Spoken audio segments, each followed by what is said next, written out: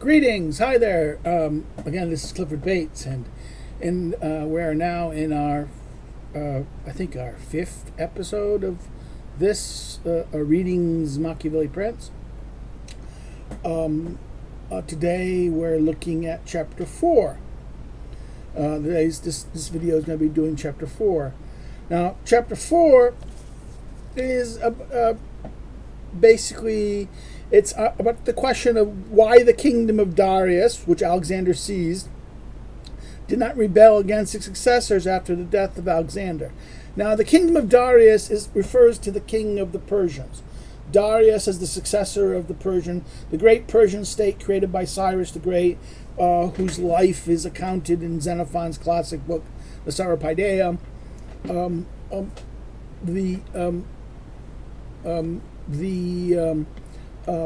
The successor of that regime, or that order, Cyrus's great endeavor, the Persian Empire, became Darius. Now, Darius is the one who is kind of the one who is stopped at the Persian War, right?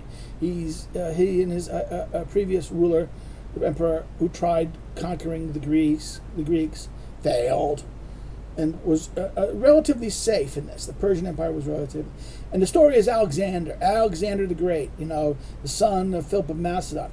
Philip of Macedon unites all, conquers or rules over, or puts hegemony over all the Greek cities by leading the Macedonians. But there's the whole story about how, as a young, as a mercenary, a prisoner in the household of the Theban court, because the Thebans often held hostages from the Macedonians to keep them in check.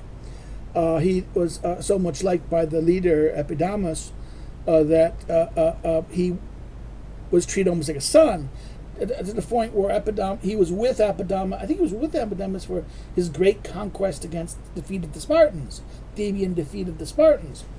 Thebes was the great army. Now he followed in his kind of adopted father's, not his real father, is Philip, the king of Macedon.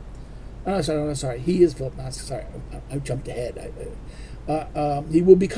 He is the legitimate king of the Macedonians. He will learn his arms under the warfare of the Thebans, the Theban Greeks, and he will become their commander. And then what will happen is he becomes their prince. That's what Machiavelli makes a point about. This is how this, how this case we'll talk about here, but not necessarily here. He's talking about rather Philip's son Alexander, how he conquers, how he takes the Greeks and conquers the Persians, and then conquers the world. This is the first. It is Alexander that gives us the first globalist moment, where Greek culture and Greek things and institutions are spread all over Asia Minor, all over Asia, and it reaches the Indian continent.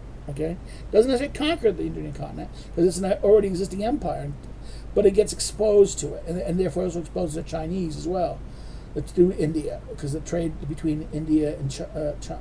India is a big.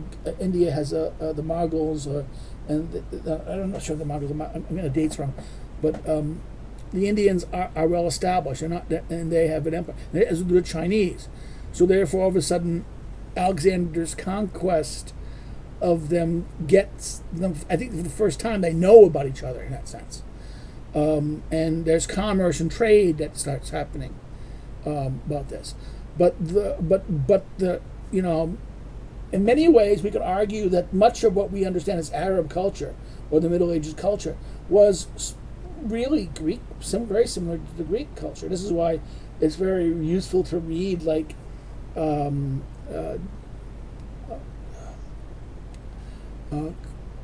always mispronounce his name, Kangal's, Numa's, Numa Coulage is the ancient city, because in many ways, if you read the ancient city, what he says about the ancient cities, it sounds very much like much of North Africa in the 1880s, 1890s, and 1920s, 1930s, even 1960s. In other words, and very much French authors will actually make a height of it. And I'll quote here from Ernest Geller. He says that, talking about the Geller's pointing out how that what was thought of as basically only about what's his name, Coulage, was also the case of regarding the Arab world.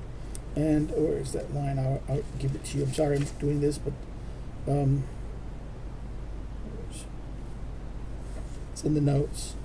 I know it's in the notes. I guess I should be more prepared, and it's true. I should be prepared, but it's Emile Masquet, formation of city, the formations of cities, shares of the populations of the of Algiers. This is Paris, 1886, and he's writing this. And if you compare Masqueray's book, and it's unfortunate that it's not translated into English, because what he says there about the Algerian villages and the way life in Algeria was echoes almost identical to the what Coulage says about the Greeks and Romans. And if we looked at the same thing at the Saudis and the Arab people and the Arab populations in the Middle East, you'd say the same about them, the household and things that are similar. But this digression turns us back, because we're talking about this chapter is about the question of conquering, right? Why did Alexander so easily conquer the? In other words, when Alexander did not rebel against his successors after the death of Alexander. In other words, the Persian Empire, the new rulers, or even in Egypt, of the Ptolemies, who becomes the new pharaohs. In other words, although Alexander dies, his generals basically get left in charge of all these things that conquered, including the Persian Empire. And now what happens is a successor, one of his generals now becomes, and they don't rebel against it, they accept it. So they have to explain, this is the question here. Now, chapter 4 has 5 paragraphs. It's not a long thing. In D'Alvarez's translation, it's about 5 pages long, 4 paragraphs. On page 25, we start out with having considered difficulties which are encountered in holding onto a state newly acquired. In other words, we talked about the mixed we talked about the newly acquired territory in the last chapter, right? In other words, adding a new territory, adding a new state to your existing state. That was the last chapter, chapter 3. Chapter 2 was the question of hereditary principates. What they are and how they're best preserved, and why they're lost, and how they're best preserved. And now we're turning about this weird question about how they're doing it. Now we're going to come to Patna. It says, having considered difficulties which accounted holding past their new state acquired, one might marvel at how it came to pass that Alexander the Great became Lord of Asia in a few years, and not having yet fully conquered it, died. Whereupon it would seem reasonable that the whole state should have rebelled. Nevertheless, full stop, period. That's that was one full sentence. There was a semicolon after died, right? Nevertheless, the successors of Alexander maintained it, semicolon. And they did not, in holding it, have any difficulties other than those which arose among themselves from their own ambitions, period. In other words, the only problems they had was because they once Alexander died, they took control, and what should have happened is they should have been rebellions, but they weren't. They were able to maintain it, and the thing about this was what? The only troubles that they had were the ones of their own creating. In other words, their ambitions to conquer the other one or do something like that, then the problems began. But maintaining of what they had control over, no problems. He continues. I respond to I respond that the principate of which we have memory are founded to be governed in two diverse modes. Now, he's saying that all the principates and things we have memory are two modes. Either by a prince and all the others who are his servants, who, being ministers by his grace and permission, help him to govern that kingdom. So, therefore, this is that's the first one, and the second one, this is continuing of that same sentence.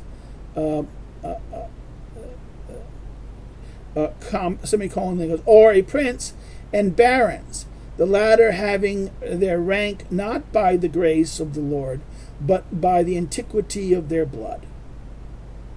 Now, I'm going to stop here. Now, the two modes. One mode is a centralized mode, that you're a prince, the prince is in charge of the state, and all the officials are under him exist because of them. In other words, they're there because of him. In other words, I'll repeat that line. In other words, there's a prince, and all the others are his servants. They're ministers by his grace, that means his goodwill, and permission. In other words, they exist because of his permission. And they help him govern his kingdom.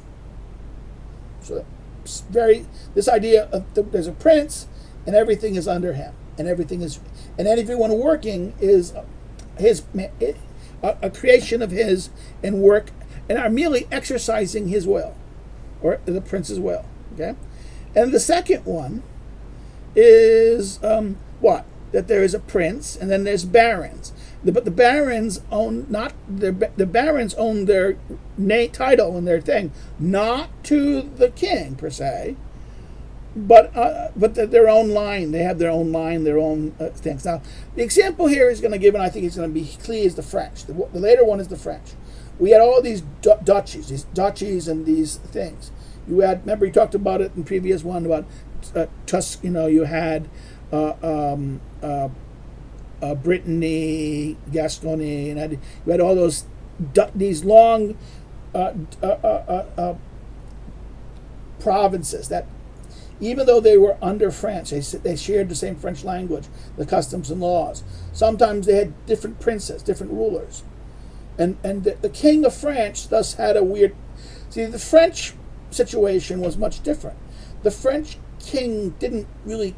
These barons and these lords had their title independently from the French crown, often predating the French crown, and often their titles went longer, all the way to the establishment of the kingdoms of the Franks or earlier, or even at the time of the Charlemagne. Okay, they may have, and therefore the current French dynasty had very little power over their thing. Now they might have had power in terms of their soldiers and their mights. In other words, the feudalism of this moment was that the king wasn't really in charge. He was kind of the big boss. They recognized his claim that he was France, but if he got too big, he could check them. In other words, they could check him, and at a point, sometimes if they were ambitious, they might try to remove him and put themselves as king of France. Okay, that's dynastic conflict. So therefore, the king is never really absolute. The regime is kind of this is the feudal structure of a feudal structure of component parts. So the kingdom is this realm made of component parts, whose each of these component parts, these baronals, are not creatures of the king, and therefore they have some autonomy. They might owe loyalty to the king, and they will show their loyalty and support. But if the king demands too much, they might break away and not support completely. And the king cannot simply just command. Yes, he can try to command, but what happens when they don't show up? Okay, the barons may not show up. So he needs to be.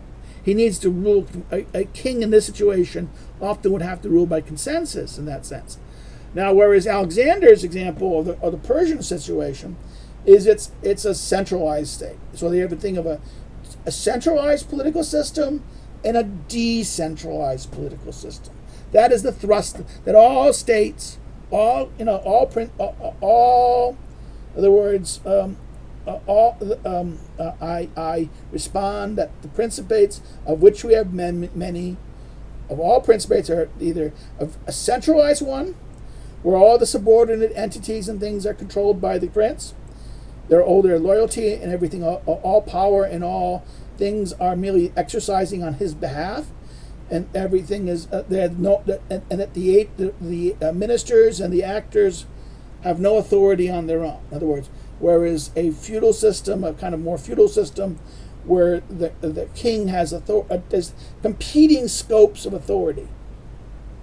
There's competing kind of like there's political. Each province has some level of autonomy.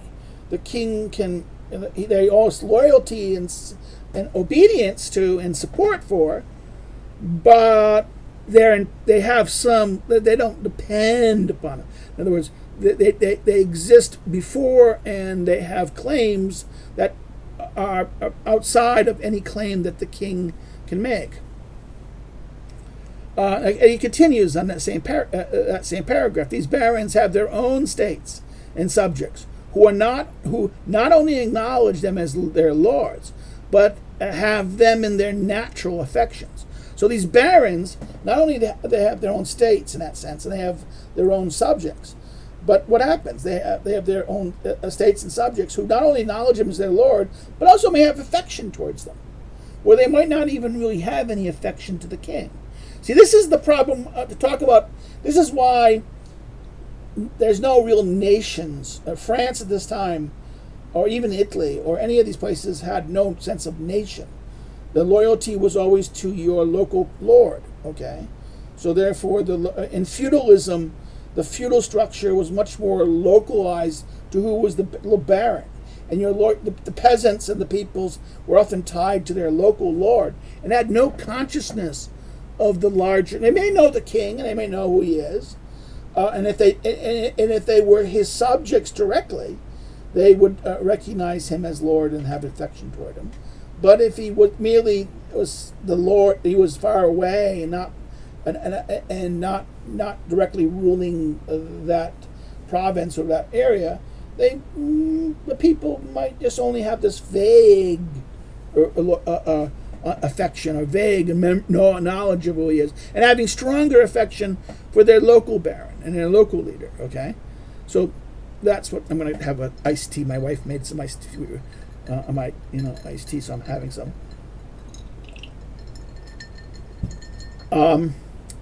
So I'll continue here. He goes, states which are governed by a prince and servants hold their prince more authority.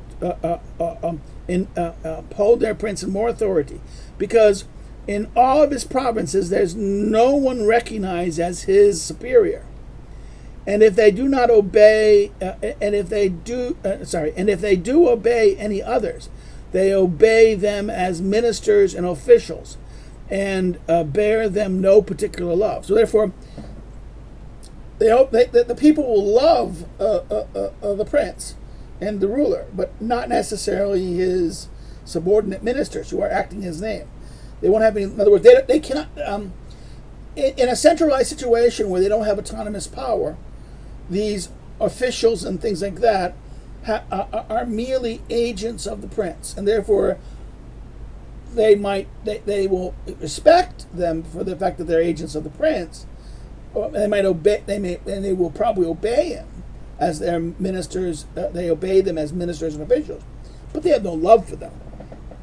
They do not have love for any of the officials, and that's a weird thing that we have to acknowledge. You may love your ruler, but you're not necessarily going to love the clerks or the errand boys of the ruler. Okay, that was a little problem, but they're not going to love the errand boys of the ruler in that sense. Again, just repeating that. So let's continue here. Second paragraph. In our time, the examples of these two different kinds of government are those of the Turk, the Ottomans, and the King of France. I would stop here. I notice he never talks about England. England, I mean, unless he means the Turks. The English example of the Norman conquest is very much, I mean, he does not talk about England example. It's and the prince. Now, could this be because of his relationship with the French, that he does not dare speak of the English? Because remember, the great Charles, the King Charles, who's mentioned, is the king who will be the successor king who defeated, because of Joan of Arc, push the English out of everything but Calais. Okay, remember, England controlled most of France for for several hundred years, from the reign of Edward III till you had even with Richard the Second, Richard II, not even Richard II, even before that, all the way to Henry II. Remember the king, William the Conqueror, was the Duke of Normandy, the Norman Duke loyal to the King of France, who inherits the title to England, because apparently a relative, he was a relative of Edward the Confessor, and of course this is tales out of school in that sense, because he conquers it, he unifies it and conquers it. He destroys the Anglo-Saxon aristocracy and the monarchy. He exterminates much of the Anglo-Saxon elite, and then brings a Norman elite who then intermarries with the English and the remaining populations. The Anglo-Saxon language is completely exterminated to a great degree. English, the old Anglo-Saxon survives as kind of like the peasant language. Norman Latin is the language of that, but also Norman is the official language. French becomes the language of court, and then until Henry, this was days until Edward released the stories of the famous ones of Henry IV, as the English become kind of more common in that. But the whole, and then by Henry VIII, English becomes the language. The official language of the system. So what is this? This is something very interesting here about the English, that the English would offer a very good case of what he's talking about, because this is what he says about the Turk would be exactly true about the English, but he's completely silent about it. This is something we should. The silence about Machiavelli's silence about the English is really something we should think about, because. And we should, when we think about this, the examples, we can always go, listen, if you look at English history and say, well, this could be relevant. And that's why we understand this. In that sense, we can understand and apply the lessons of the Prince. We start engaging with the text and see the examples and look and use our memory of history, our remembrance of history of places, and see those examples also taking root in those places. And this is an example of this. This example of the difference between the two types of principalities, the centrally administered one and the decentralized. And the French is a decentralized administered one, and therefore this is a problem. Right? He will continue. And the whole monarchy of the Turk, Ottoman Empire, is governed by one lord. The others are his servants. And dividing his kingdom into sagashi, he sends to these districts different administrators, changing and placing them as seems fit to him. In other words, he will send all the different. He'll divide his administrative districts up. This is the Ottoman Empire. This is the Caliph, the Caliphate, where once it was once Constantinople was captured. Constantinople, the prince who conquers that, stays there, and he's conquered. The Muslim raiders conquered North Africa, much of North Africa before the conquest of, North Africa is conquered 200 or 300 years, 200 or 300 years before the fall of Constantinople. So therefore, you have to understand that from starting with Muhammad arising in 600 AD, within 100 years, the Muslims will sweep away much of what was left of the Roman Empire, the Christianized Roman Empire, and will embattle Constantinople, slowly gobble it away. But North Africa gets a foothold in Spain. Okay, these are all the kind of things about this. So therefore, this ruler, this caliphate, this ruler of the Turk, this is what he means, the Turk. The Turk is the Ottomans, and the Ottomans meant that all that. And he said what they were. He created districts and things like that, and he would send and admit these people would be under the decision of the prince, so the ruler of the Turkish kingdom, or the Ottoman rule. Okay, yeah, and therefore that's a kind of, and he controls it. He moves the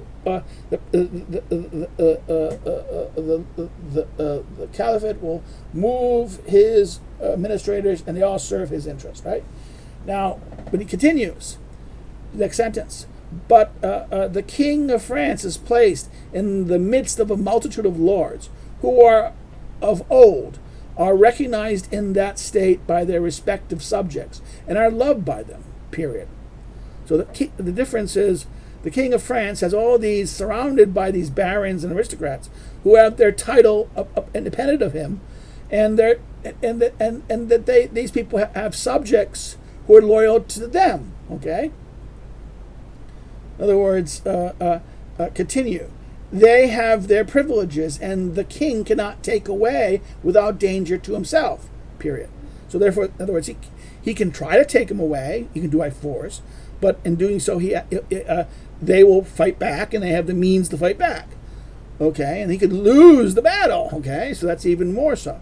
Remember what happened with King John of England, when he tried imposing his taxes and rules. The barons fought back, and the barons conquered him, and they made him sign an agreement, Magna Carta, right, which limited the king's power significantly, or restrained him. And okay, that's what I mean. This is example. This is losing the battle. Whoever considers then the one and the other of these states will find that it's difficult to acquire the state of the Turks, but once conquered, it's easy to hold. Now, now the Turks and the Persian regime is the same.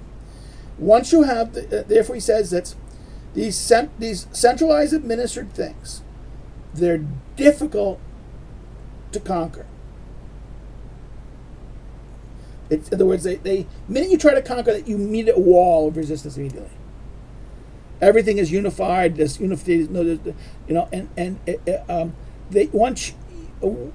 difficult to conquer, but once you conquer it, it's kind of like but once conquered, easy to hold. And it'll continue, right? And you will find, on the contrary, that it is somewhat respects easier to take the state of France, but that it is with great difficulty that one can hold on to it. In other words, okay, France, you can get control, like the story. I mean, again, here is the example of the English claims, starting from Henry II's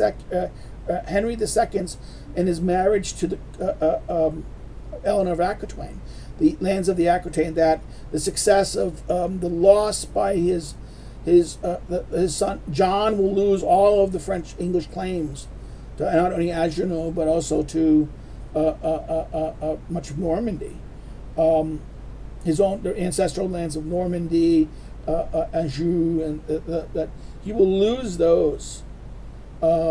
And what will happen is then his John's, I think it's Henry III. No, is it Henry III, or is it Henry III, his son, John's son, or no, I think it's Edward III. No, Edward, his grandson, Edward, will use his claim that his right to he will wage a war with France, starting the 100-Year War, which will lead to him conquering much of France, getting estates and making treaties with very powerful barons.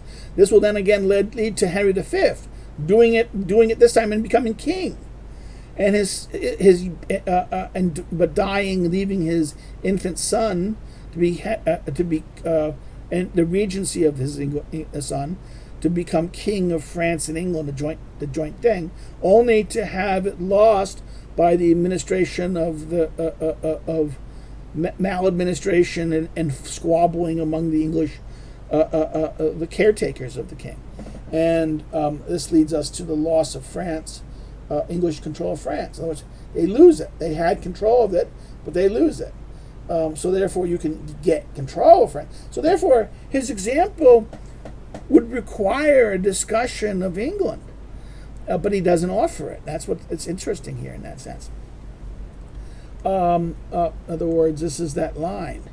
He goes, it's very easy to get a hold of a part of France and get in, but it's difficult to keep it in that sense. And he goes, the cause of this, now this is not modern France. Modern France is, you can argue, well, what about not the Germans? Well, that's not the monarchy anymore. The French Revolution altered France, and therefore that's a new France. And the new France has destroyed all the ancient provinces. The modern France, what the French Revolution did was it destroyed all of the different provinces and unified France into a unitary structure. So ancient France, the old Ancient regime, was a decentralized France with regions and autonomous. What the French Revolution did was it destroyed all the regional differences, imposed a uniformity and centrality, imposed upon, in other words, Machiavelli would say they turned France into the realm of the Turk, okay, in that sense. And therefore, this is what, this is why it's no longer true to say that you can do that to France. In other words, you couldn't hold France. Once you conquer France, you couldn't hold it. Well, that's not opposite. You could hold it. Even Hitler was able to do that. I mean, Hitler lost it only because when outside powers kicked him out. The French, he made a compromise with them, cut the nation in half. Half of it was occupied, and even the unoccupied part was a collaborator. It was working with the Germans. It wasn't necessary. Was it an Axis power? That's even more so. The Allies, they should have treated them as Axis power. The British did sink the ships, the French ships, or tried to. So this is why I'm kind of like, we should think about that for a second. Now let us turn to the next, the third paragraph.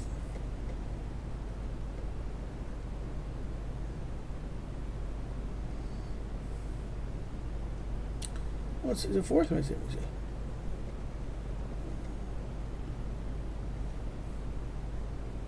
Yeah, fifth paragraph.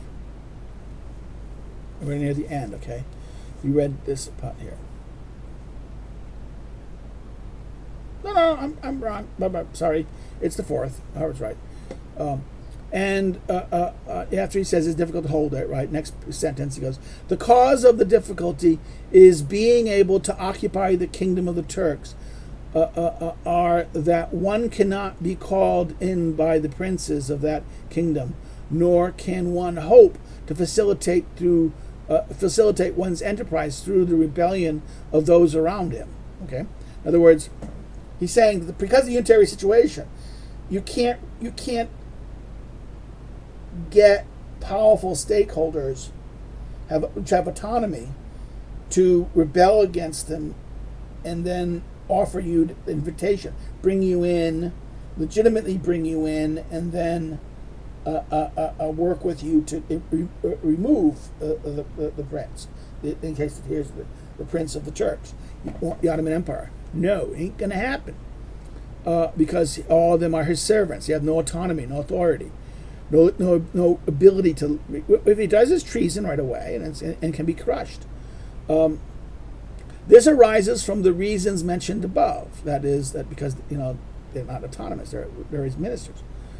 For all being slaves and obliged to him, they are corrupted with more difficulty. And if one could indeed corrupt them, one could not hope that they would be of much use, as they're unable to draw the people after them for the reasons given. In other words, even if you corrupt them, they're not able to get the people that they're governing or they're overseeing to go with them with the support of you coming in, because their loyalty is not to them, this ruler, this minister, this official, but to the prince himself. They don't have any loyalty or love or attachment, a naturally attachment to him. Maybe a successful person, a kind of crafty minister who was reaching up, but that prince would immediately, a centralizing prince, if once he saw a minister all of a sudden trying to curry favor with the people, you kill him. That's what Stalin did. Stalin used to, anyone who he thought suspected of currying favor, he would kind of kill or kind of castrate politically, because you cannot have anyone who's more loved than your leader. Okay, because if anyone is more loved than your leader, then they can challenge you. Okay, that is what's going on there in that sense. Hence, it was necessary for whoever attacks the Turk to think that he will find him wholly united, and that he must hope more from his own forces than from the other disorders. So, therefore, in other words, the disorders of the different parts of the kingdom is not going to help, because in other words, the officials might be bickering with the king, the emperor, but you can't. They have no authority. They can't rely on the people to support them. So therefore, once there's a problem, this state is going to be a much more unitary response. It's going to have a much more difficult to kind of get a foot in, get a hold in. You have to really go attack, and then if you're going to do it, you can't rely on their disorders. You have to rely on your strength and your ability. That's what he's saying here. But if the Turk were conquered, and broken in the field, and in such a mode that he is not able to reform his armies, then one does not have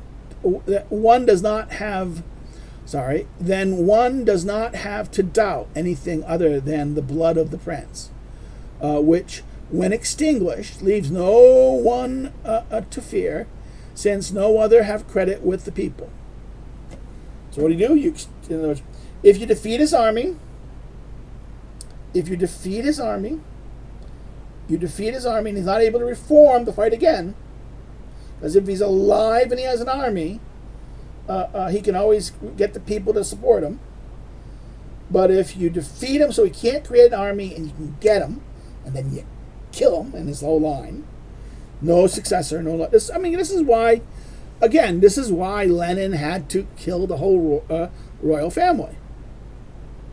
Because if any one of them survived, the people could have flocked to them, and that the civil war that happened might have not turned out the way it did.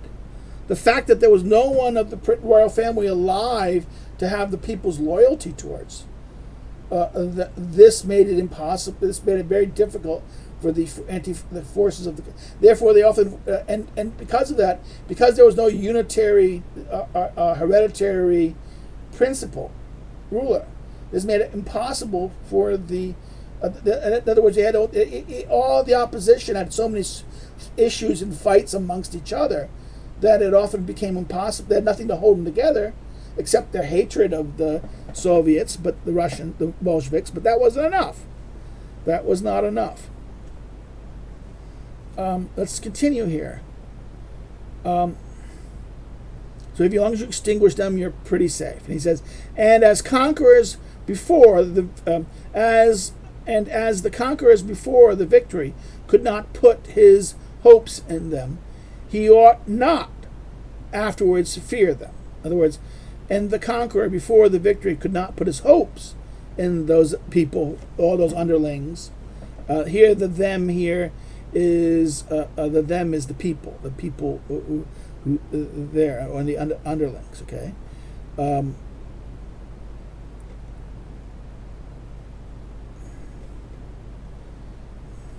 And therefore, he's not going to. You don't have to fear them in that sense. In other words, because he didn't have to put his hopes in them, he didn't have to fear them. Again, remember, if you depend. Remember that line about whoever you put someone in power destroys himself. In other words, if the people or the forces brought this thing, then I have to be worried because they have the power. They can remove me. So I have to, therefore, because these people were not had no power, I came in. I conquered them because they were powerless against their own ruler. I conquered. I destroyed his army and destroyed him, and then he symbolic let anyone left that could claim the love that he had. The people or that had, and then what happens? I'm not fearing it. They will support me. They won't. In other words, there won't be anyone to challenge you. In that sense, this is what he's saying here. Now, this is that line. The next one.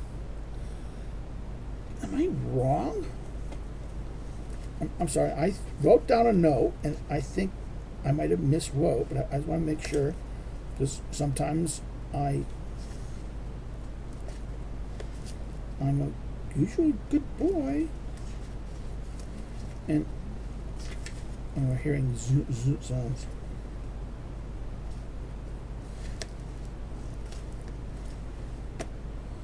No, it's some.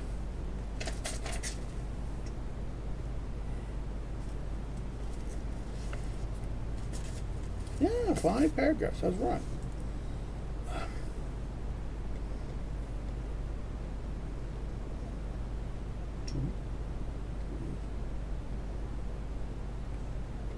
Okay, that was 3. If I said 4, I apologize.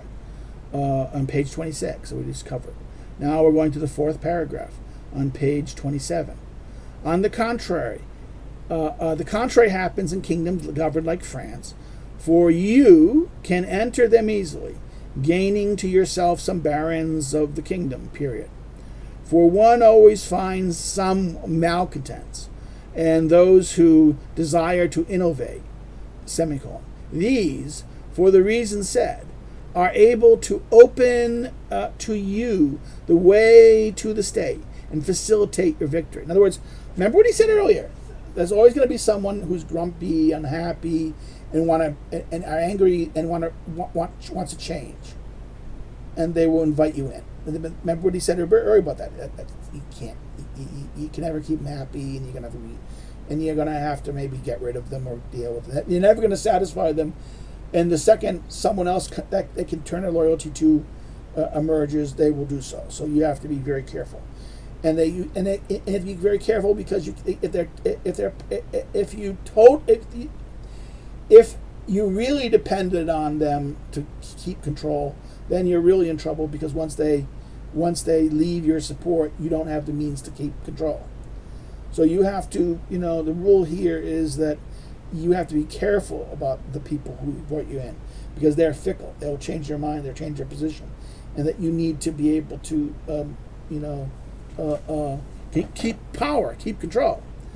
And therefore, here is the problem here. This is once you have these situations where they bring you in, right? They bring you in thinking that, okay, I'm going to do this. And then what happens is that eventually that's going to, you get a victory, right? You can get a victory. But then he goes, whereupon your desire to maintain it draws after an infinite difficulties, alike with which to those who aided you and with those whom you have opposed. In other words, you have double problems. You have problems with the people you opposed, who will remember what you did and want vengeance. And then remember that problem about the people who brought you in. They're going to have expectations that you're never going to be able to meet, or if you do, it might be against your interest to do. So therefore, you're going to get them mad at you. So you're going to have everyone mad at you, and everyone plotting, and eventually they're going to find someone else, and you're going to not have the loyalty. You're not native there. You're not there. You don't have the. And it's like the ancient lord is still prisoned. These people, if the line is still there, and and they're just making noise, they can get back in power, and you have nothing that can help you in that sense. Now he says there, in other words, whereupon the desire to maintain it draws infinite deserving alike with those who have aided you and to those whom you have oppressed, right? Nor is it enough for you to extinguish the blood of the prince, for there remains those lords who make themselves heads of new disturbances, and being unable to make them content or extinguish them, you lose the state whenever the occasion comes. So, in other words, those different lords, right? They might get rid of the dynastic, the prince and his dynastic order. You get rid of him, you kill him, you exterminate. But that's not enough, because all of these guys want to be that, and they could be that. They have their loyalty of their people and their loyalty of their thing. And if they become powerful, they can simply just get control. Remember, the French monarchy is, it's a game it's a mafia game in that sense. It's the boss that is the strongest becomes king, okay? And therefore, in this situation, this guy brings an outside person, but then what happens? The outside person or the outside guy, no. It's our world, so yes, you're there, but then all of a sudden they'll turn on you, right? They'll turn on you, and then all of a sudden, and you have no loyalty. You have nothing to pull from to support your effort there. Okay, and what will happen is that if this will kind of maybe force you to do things that will cause you to lose even more. So you might have to, bring soldiers in and things that you don't do. This is not a recipe for keeping this. If you have to bring your own soldiers in, in other words, the long-term consequences of this is that they're going to hate you and they're going to despise you. And the second you have you're weak outside, they will turn to outside people, or they themselves will remove you. Okay, so therefore, this is why. You will lose the state whenever the occasion comes. He ends that fourth paragraph. Now, the fifth paragraph. Now you again, because this chapter is interesting because it keeps on going with the yous, right? You get the yous coming. This is where this you adheres to Cordius. He's Cordius. He was earlier. He was. Again, he keeps on going between the Cordius and the Familiar. Okay, so here he's being Cordius, right? And you will consider the nature of Darius's government. Again, that is Darius III, the last Achaemenid emperor, right? Well, that's the exact one. And he goes, and you will find it similar to the kingdom of the Turk. Therefore, if was necessity for Alexander first to smash it all and seize the field, after which victory, when with Darius dead, the state was left secure for Alexander for the reasons discussed above. Okay, so centralized thing, that Darius, boom, boom, boom. A centralized situation, you smash his army, defeated, he's dead in the battle, and everything is now secure with you. And if his successor had remained united, they could have enjoyed it indolently. Nor did there arise in that kingdom any tumults other than those which they themselves provoked. So, in other words, Alexander's successors, who took over after Alexander's death, what happened? Well, they were able to keep. In other words, and if they had any problems that they had, it was because they themselves caused it by something their own, some ambition they had, or some set of action. Okay, in that kingdom, any tumults other than those which they themselves provoked. Okay. Then there's the successors provoked the uprising or tumult. But it is impossible to possess states ordered like that of France, with much quiet. From whence arose each of the many rebellions of Spain, of France, of Greece against the Romans, because of the many principates existed in those states. So now you talk about the Romans. Rome's had a problem. Rome conquered these places, like in Spain, France, and other places, like with rebellions from Spain and France and Greece against the Romans, right? The Roman example, because there were many principates that existed in those days. Where the memory of them endured, the Romans were always uncertain of their possession. But with their memory extinguished, with the power and long duration of the empire, they became secure possessions. So what do?